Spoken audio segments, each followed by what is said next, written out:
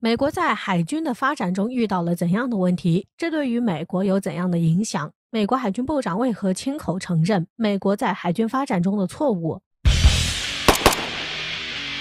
近日有消息指出，美国海军部长戴杜罗指出，除非美国有安装到下一代驱逐舰上的技术经过验证，能够发挥最好的效果，才可以进行新一代驱逐舰的研制，否则就该考虑继续采购阿利伯克级神盾驱逐舰。据防务1号网站报道，美国海军部长戴杜罗在此前的军情报告中说，在下一代驱逐舰 DDG 和其他新舰准备好前，或许更好的战略就是打造更多的阿利伯克3驱逐舰，以确保美国有必要的战力来威慑中国，并做其他必要的事儿。消息还指出，美国造船厂迫不及待想要美海军交付打造阿利伯克3驱逐舰的多年合同，而且美国造船厂负责人指出，确保相关人力到位后才进行 DDG 驱逐舰的打造。此外，未来 DDG 驱逐舰将装备雷射、感测器等最新技术，但这需要设计新船体配置，好使 DDG 驱逐舰拥有比阿利伯克3驱逐舰更强大的功率。此外，美国海军部长戴杜罗也承认，美国关于新一代驱逐舰的建造计划是错误的，不该这么快建造新一代驱逐舰。还指出，展望美国海军未来需要什么固然重要，但是在打造新舰前，确保技术准备就绪也十分重要。他指出，我们进行实验，也在设计提案和武器系统上做许多陆上测试，以免好高骛远。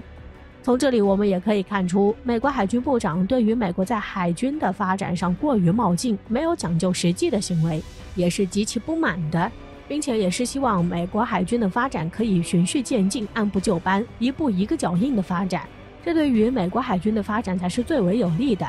确实，美国的下一代驱逐舰的建造计划是过于匆忙的，也没有基于自身发展的实际的情况，甚至还存在抄袭中国055驱逐舰的情况，这对于美国海军的发展肯定是极其不利的。这是怎么一回事呢？原来就在美国发出自己关于下一代驱逐舰 DDG 的设计方案的时候，就有很多网友对此产生了质疑，因为将美国下一代驱逐舰 DDG 的设计图与中国的055驱逐舰的图片放在一起比较，就不难看出，美国的最新战舰俨然就是一款山寨版的055驱逐舰。值得一提的是，不仅仅是外形十分相似，而且舰上搭载的内部设备也十分的像，这就不禁使人发出感叹，美国这是摸着中国过河，直接抄袭了中国055驱逐舰。此消息一出，就使得美国一下子处在风口浪尖上，面临着巨大的舆论压力。那么，美国下一代驱逐舰 DDG 的设计方案哪方面抄袭了中国的055驱逐舰？据检视防务报道，美国下一代驱逐舰 DDG 在方案的具体细节上，新的驱逐舰回归了传统船型，摒弃了朱姆沃尔特号驱逐舰的飞剪手造型，并且在上层建筑上，新的驱逐舰也是学起了中国055驱逐舰，从而改用了2段式上层建筑，并且采用了一体化桅杆。再仔细从设计上看，美国下一代驱逐舰 DDG 的设计方案和中国055驱逐舰有着很多的相似之处，二者在外形上都采用了平甲板、中置舰楼的设计。美国 DDG 参照中国055驱逐舰设计了一体化桅杆，甚至连舰首细节都参考了中国055驱逐舰的设计。更有趣的是，美国为了降低研制风险，改变了此前在驱逐舰上的研制思路，从而来学习中国的研制思路，也走上了循序渐进的研制之路，并且采用了2步走的方式来研制下一代驱逐舰，从而选择更加稳妥的分2步来开发下一代驱逐舰 DDG。 从这里我们可以看出，美国下一代驱逐舰 DDG 几乎是没有自己的特色，完全是参照中国的055驱逐舰而有的设计的。因此我们也可以得出，美国本来还没有这么快想要研制下一代驱逐舰的计划，但是看到中国的055驱逐舰的研制上取得了如此大的成功，这就使得美国不得不佩服中国的发展，也感受到了来自中国的威胁，因此才将自己下一代驱逐舰的计划提前，以此想要来赶超中国，加快自己海军的发展，与中国进行抗衡。但是美国显然是打错了算盘，因为美国没有成熟的技术，即使是有了设计图，那也很难将其建造出来。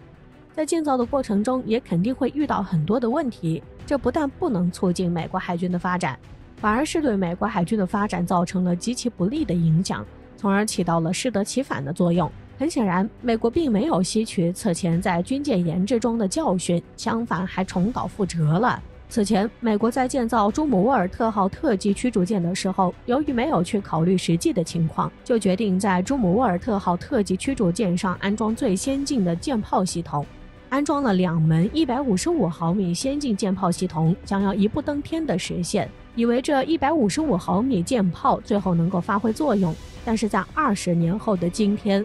在我们看到了朱姆沃尔特号特级驱逐舰的境遇后，也就明白了，其实结果并不像美国设想的那样。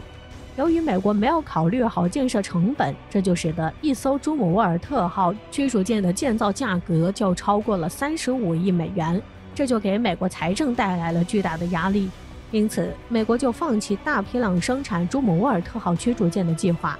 为了节省成本，就要将建设30艘朱姆沃尔特号驱逐舰改为建设3艘，极大地削减了建设数量，最后使得朱姆沃尔特号驱逐舰一下子就失宠了，也使得美国海军想要扩建朱姆沃尔特号驱逐舰的计划宣告完全破灭。美国除了在朱姆沃尔特号驱逐舰建造上遭到了失败，在美国福特号航母的建设上也遭到了失败。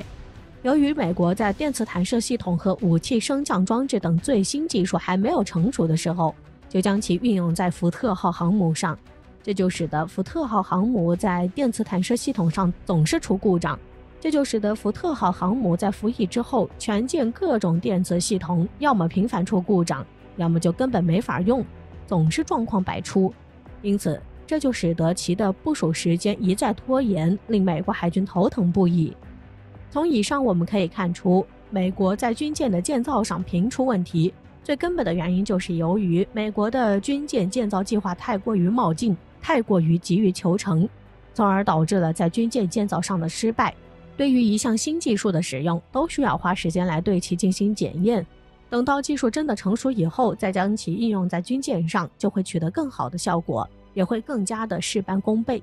在军舰的建造上，美国还真的要和中国多学习，但不是抄袭中国的军舰设计，而是学习中国在军舰建造上的精神，能够按部就班、实事求是，不急于求成，有规律、有计划。美国还应从以前的错误中吸取经验教训，并引以为戒，这样才会取得更好的结果，才有利于海军的飞速发展。